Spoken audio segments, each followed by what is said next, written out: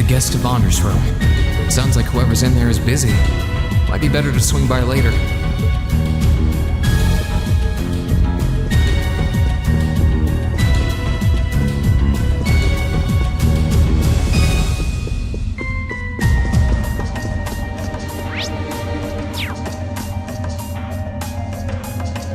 Good day to you, Reen Schwarzer. What the? You're the Phantom Thief! You sure look comfortable. What are you doing here? Ha ha! Why wouldn't I be? I'm as much a guest on this ship as you are. And who would deny themselves the pleasure of a ship so beautiful? The furnishings are immaculate. The food and wine are positively sumptuous. And I am of the firm belief that it's wasteful not to take advantage of the opportunities life presents you. Ah, and speaking of opportunities, don't just stand there. Take a seat and join me in having a drink. You've been blessed with the rare chance to sit and chat one-on-one with the most beloved thief of our time. I can't believe that's how you describe yourself. Well, what the hell? I'll have a drink. Nothing alcoholic, though.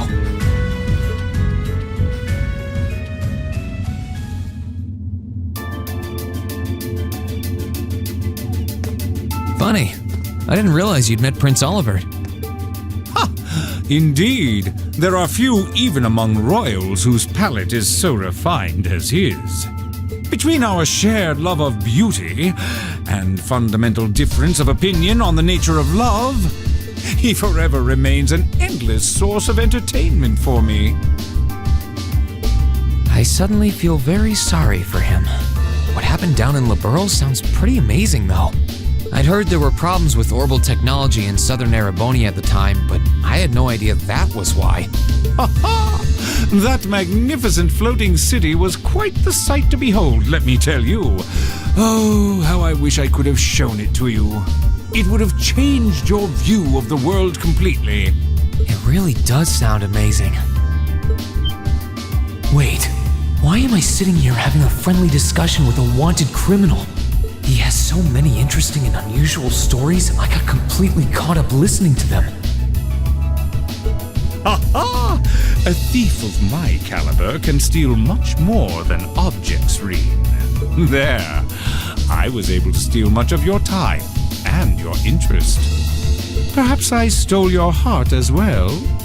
Rest assured that did not happen. Your stories were interesting, though, I'll admit. By the way, you wouldn't happen to know where Prince Olivert is now, would you? Last I checked, he wasn't actively fighting against the Alliance.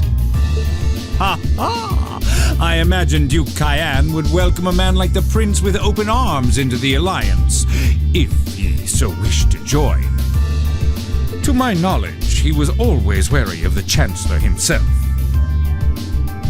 But I digress. I'm afraid not even I know where he is at the moment. However, I'm inclined to believe that wherever he's hiding, the Crimson Wings is there with him. So the Courageous is missing too, then. Although the Duke's got some nerve if he expects Prince Olivert to side with him after he imprisoned the rest of the Imperial family. But think, these kinds of things are simply what the great nobles of this country have always done. The War of the Lions, too, was brought about by numerous families of some standing backing potential successors to the throne. Emperor Dreigels, as a late arrival to the war, was a mere exception to the rule. I wonder, does Prince Olivert think himself as the second coming of Dreigels? One of which is to bring the winds of change to Thor's military academy. A gust of fresh air, if you will. I'll admit, I hesitated to allow it, but I decided to place my hopes in you. We believed then, as we still do, that one day you all will be a great light that can push back the darkness of this country. I don't think he does. From what I can tell, he intends to try and end this war in a slightly different way from Dreigels. Oh, do tell. Sorry, but I should be going. Thanks for all the interesting stories. They helped me work through things in my head a bit. Ha! I'm pleased to hear it. I will be waiting at the edge of my seat to hear which path you choose. Join us, and you'll be warmly welcomed. Naturally, I'm fascinated by you as the Ashen Knight's pilot, but I'm even more fascinated with that brute strength of yours. I would love the chance to see the power of an ogre up close. I doubt it's half as interesting as what you're thinking. Anyway, if you'll excuse me.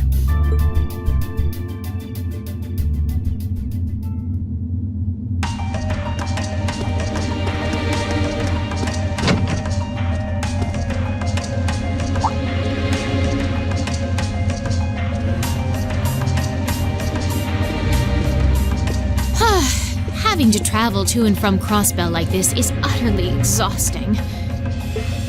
No, I mustn't complain. I'm doing this for the sake of my lord. She sounds awfully familiar. Who goes there? Wait, you're the Ashen Knight's pilot. I remember you now. You're with Ouroboros, Duvali the Swift, right? Have you no shame? Is it perhaps normal for you to barge into a lady's room unannounced? You and that Arseid are only as bad as each other, I swear. Learn your place! Actually, I just walked through the door normally. I should have probably knocked before I came in, though. Sorry about that.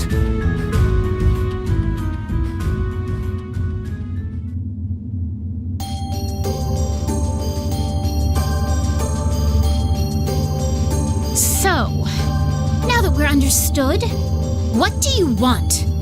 Have you come to tell me that you'll be fighting on our side after all? Can you not jump to conclusions?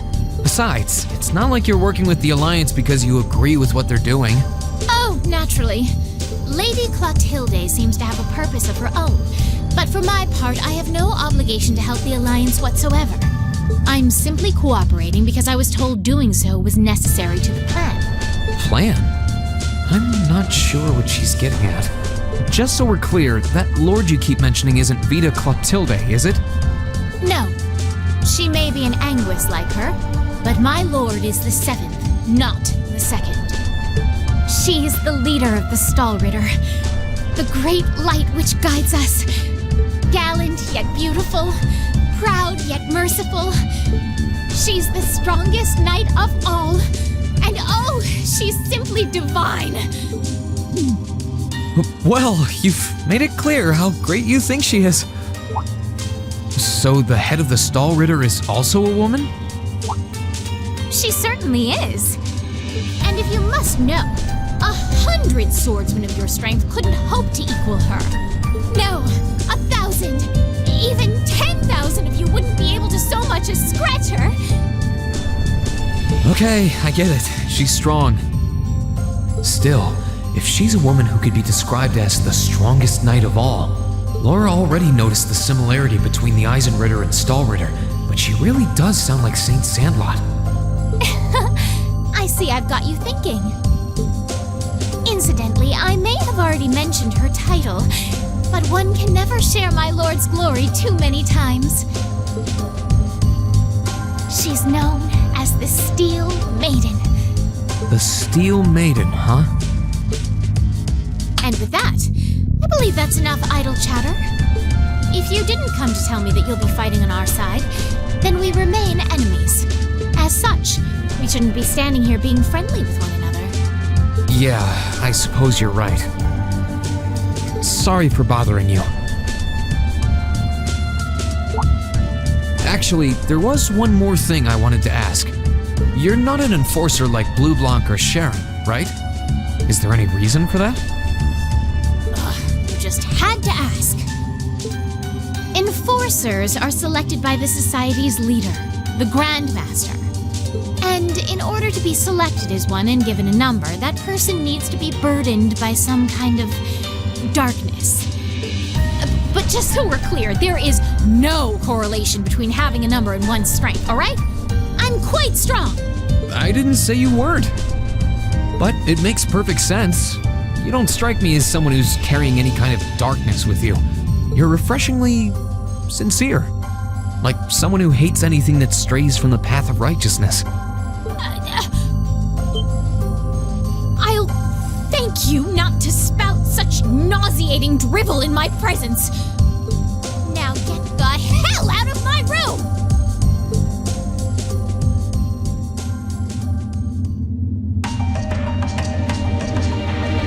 She chased me out. I'm really curious about the Steel Maiden. Could she really have some connection with the Lance Maiden? Perhaps even with the woman who helped us during our August field study.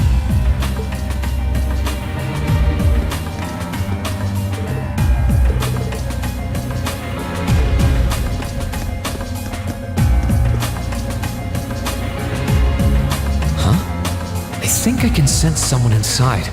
Given the circumstances, I imagine it must be one of the people who fought us in Ymir.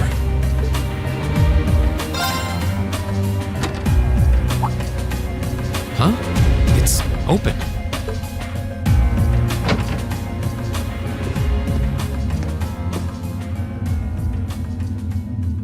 It's empty.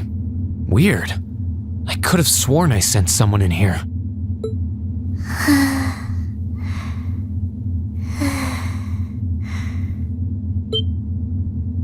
Oh.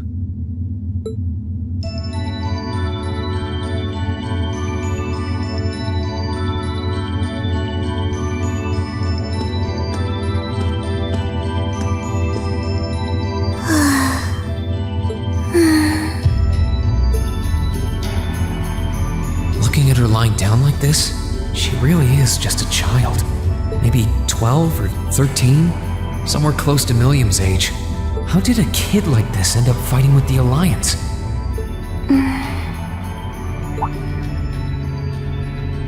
Who are you? Who's calling me? Is she talking in her sleep?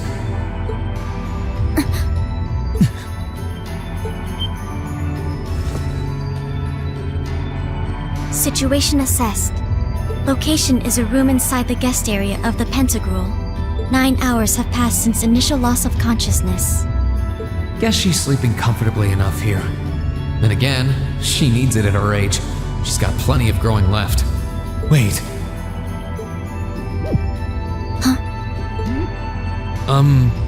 Good morning?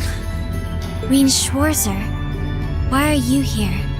Unless my memories have been tampered with, I believe this room was solely allocated to me. Oh, it was. Sorry. If I'd known you were sleeping, I wouldn't have come in here. So you're an intruder then? Clown Soleus. No, it was just an innocent mistake. Whoa! Can we at least talk about this? No mercy for trespassers.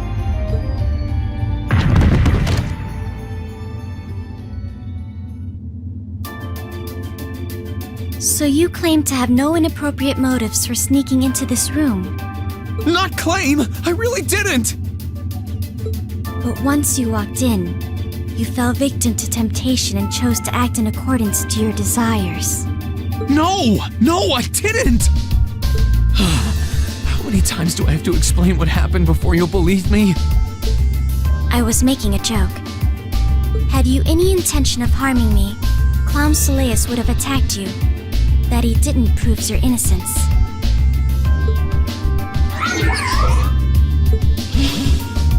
Oh, right. Then what was all that for? Oh, whatever. I suppose it's my own fault for coming in without permission. Anyway, I've cleared my name. I'll see you some other time, probably. If that's what you want to do, you didn't come to ask me anything then? Well, no. Honestly, I didn't even know you were in here. I do have a lot I'd like to ask you, though, and just as much I'd like to say to you. Okay, if you're offering, what are your reasons for helping the Alliance? Why do you have a puppet just like Milliam's? Just who are you? The answer to your first question is, I was ordered to do so. As all information regarding Clown Soleus is confidential, I am unable to answer your second question. And as for the last one, I am unable to fully comprehend the depth of your question. Oh, forget it. You abducted my sister and the princess. Whether you were ordered to or not doesn't change that. And it's not something I think I can forgive. See you around.